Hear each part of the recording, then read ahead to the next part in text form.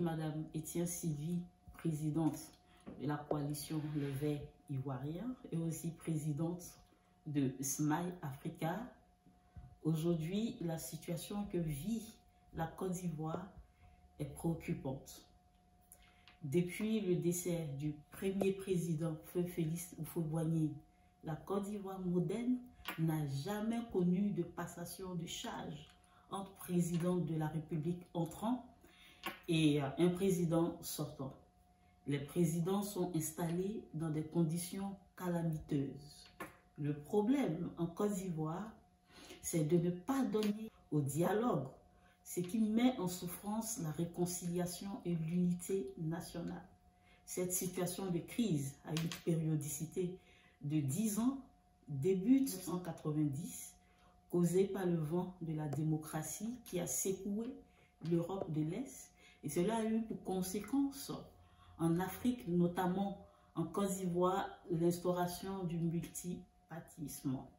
En 1999, déjà, le feu Robert Guèye, président, s'installait au palais après un coup d'État.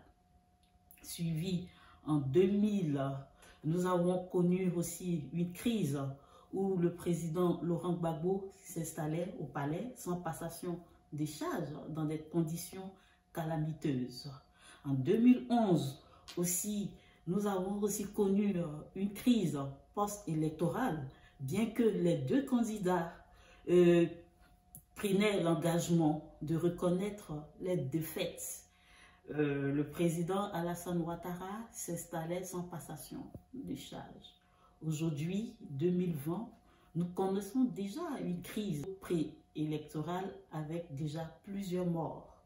On a bien peur que 2010 accouche 2020 avec une crise post-électorale.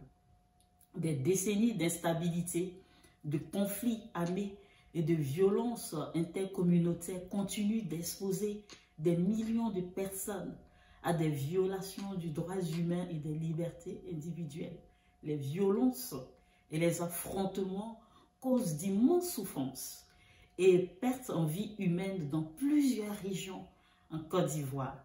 Dans cette période préélectorale, nous devrons résoudre pacifiquement nos différends en Côte d'Ivoire par le dialogue franc, inclusif et le compromis pour éviter le chaos dans notre pays. Car lorsqu'un peuple est divisé, le pays court droit à sa tête, nous le disait Abraham Lincoln. Les partis politiques et les populations doivent se résoudre à préserver la Côte d'Ivoire et les générations futures du fléau de la guerre. Une guerre, ce sont des milliers d'hommes en perpétuel mouvement, des centaines de milliers de personnes forcées à quitter le foyer, des déplacements massifs.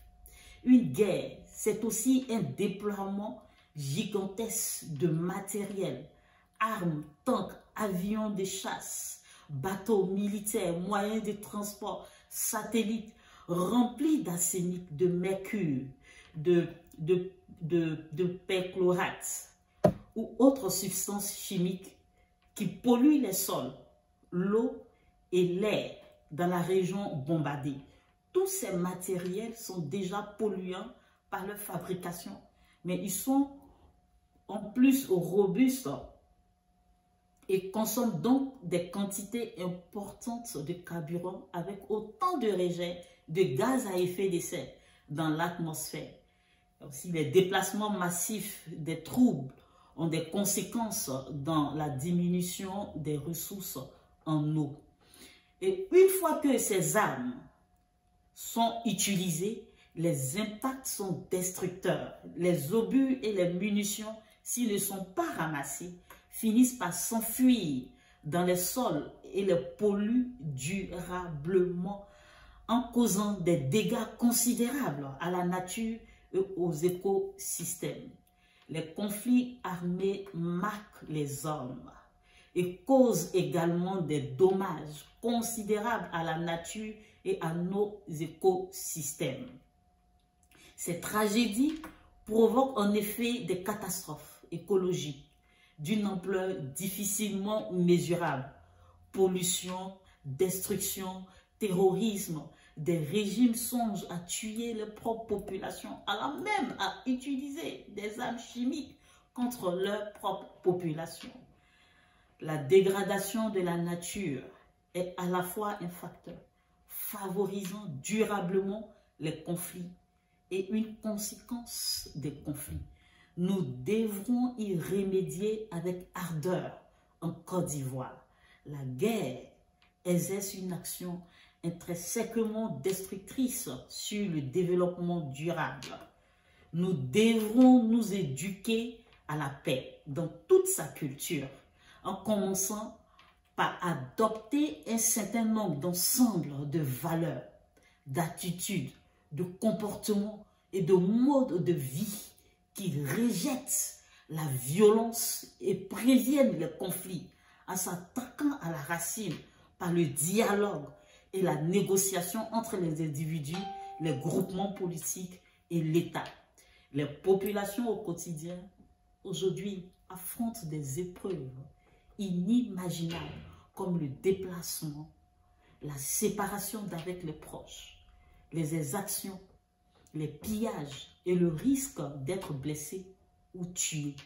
Il convient à tous d'agir pour la cessation durable des affrontements meurtriers des populations en Côte d'Ivoire, que les partis politiques s'inscrivent à la culture permanente et à la promotion de la paix pour l'instauration d'un climat de paix, de confiance, par le dialogue pour organiser des élections justes et transparentes. À Dieu, nous nous remettons, que Dieu garde la Côte d'Ivoire.